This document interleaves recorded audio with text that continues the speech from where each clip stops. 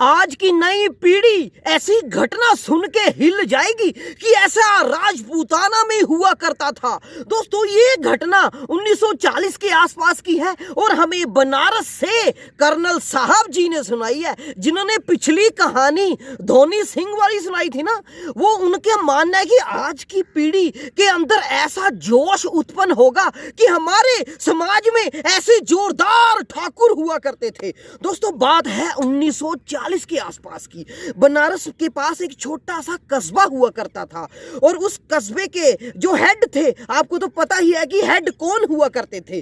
वो पूरे अपने गांव को एक परिवार के समान माना करते थे। एक बार की बात है दोस्तों, उस गांव में अकाल पड़ जाता है तो उस गांव के जो लोग थे वो धीरे धीरे गांव से पलायन करने लगते हैं।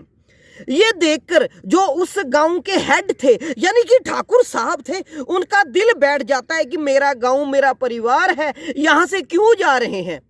तो उन्होंने घर से बिना पूछे बिना बताए, वैसे भी जो पुराने ठाकुर हुआ करते थे ना, वो किसी से पूछते नहीं थे, ये पुराने हुआ करते थे, दमदार हुआ करते थे।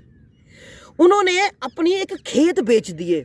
खेत बेच के पूरे कस्बे के लिए खाना पीना अरेंज करवाया और कई समय तक खाना पीना वही करते रहे। यहाँ तक कि जो बच्चे शहर में पढ़ने को जाने वाले होते थे, लोग उनके पास आते थे, ठाकुर साहब, ये बच्चा पढ़ने को बहुत लायक है, लेकिन इनके पास पैसे नहीं है। तो ठाकुर साहब जब उनसे ये सुनते कि भाई बच्चा लायक है, मेरे परिवार का बच्चा है, मेरे कस्बे का बच्चा है, तो जी वो पूरा खर्चा खुद उठाया करते थे। ऐसे थे वो बनारस के ठाकुर साहब। तो दोस्तों, धीरे धीरे ऐसे होता गया कि उन्होंने दूसरों के ऊपर सब कुछ लुटा दिया। उनके ना खुद के परिवार में 14 गण थे, 14 मेंबर थे।